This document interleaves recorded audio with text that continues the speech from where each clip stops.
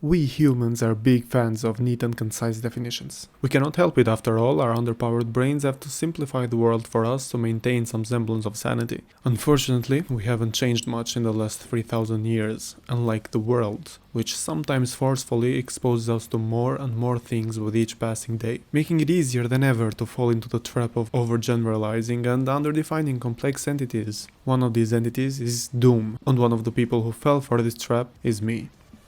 Over the years, Doom has meant many different things to many different people. For some, it was a testosterone-filled murder fest that proved beyond a shadow of a doubt how much of a macho man they were. And I have to admit, having a fresh blood salad on my screen every passing minute is the second best thing in life, right behind hunting the mammoth of course. For others though, Doom was an entry point into complaining about games being too soft nowadays thanks to the infection of the woke mind virus. Nobody can blame them though, because as everybody knows, violence in games didn't exist before 2016. And for others still, Doom offered a respite from the nauseating freedom forced upon them by the diluted pieces of junk that truly, painfully and obviously had nothing else to offer.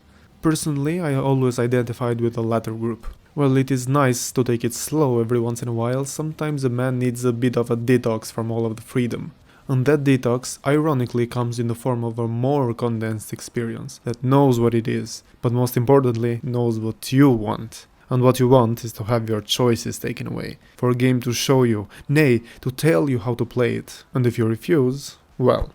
In short, sometimes a man wants to be dominated. No, I will never stop forcing my fetishes on this. However, the problem is that what we want is never static. The kind of game we wanted in 2016 is not the same one we wanted in 2020, and it's certainly not the same one we want today. And furthermore, it feels like id Software reached their endgame with the Doom Eternal DLCs. I have made this point before, but in short, the ancient gods were riding the fine line between a blood-pumping shooter the likes of which we had never seen, and an annoying gangfest that dragged on for what felt like an eternity in some cases. So naturally, the question arises. If we already are at the apex of balls-to-the-wall fast action, where do we go next? In my formerly cynical view, if id Software were smart, they would simply ride the high of Doom Eternal for 15 or 20 years until full-body VR becomes a thing and they can finally take that formula to the next level.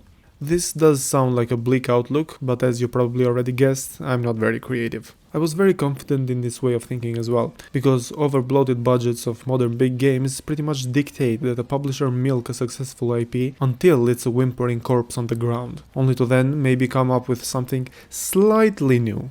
But then, the trailer hit, and the developer direct hit. As it turns out, id Software has it in for me, and decided to challenge everything I thought I knew about the series. To start off, they are giving you a chainsaw shield, which not only objectively makes this version of the Slayer the coolest one to have ever existed, but it promises to change the game in a fundamental way. From being based on retreating, running around, or revealing one of the three main parameters you have, each in a specific way, this game seems to think, fuck all that gay shit, move your ass forward, and do not look back.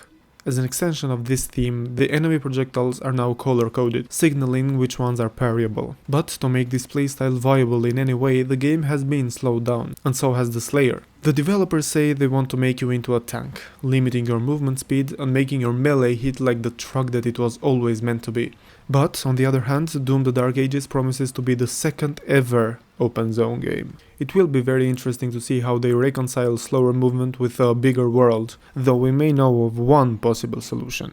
They are also giving you more freedom than ever, allowing you unprecedented tweaking over the game's difficulty down to the overall animation speed. Not only that, but you seem to have some kind of choice over what enemies you defeat and what objectives you complete. Furthermore, in a possibly disappointing turn of events, the days of glory kills as static animations are over, giving way to dynamic finishers. All of these changes could be read as an honest attempt to offer more freedom in a series notoriously lacking it, but it can also be seen as a lack of confidence with the new system. As if they're saying, we couldn't fine-tune this game properly, would you kindly help us?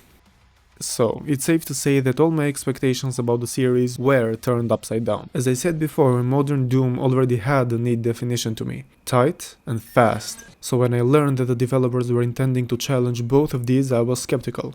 The fear of one of my favorite series simply becoming stale should have been replaced by a much worse one: the fear of the unknown. I say worse because when the unknown competes with the status quo, the latter will almost always feel more appealing, at least at an unexamined, instinctual level. And yet, somehow I feel optimistic about the new game. As much as it was a bit of a shock to the system to find out the changes they are making, the fact that they are willing to change in the first place tells me that these people care about what they are creating.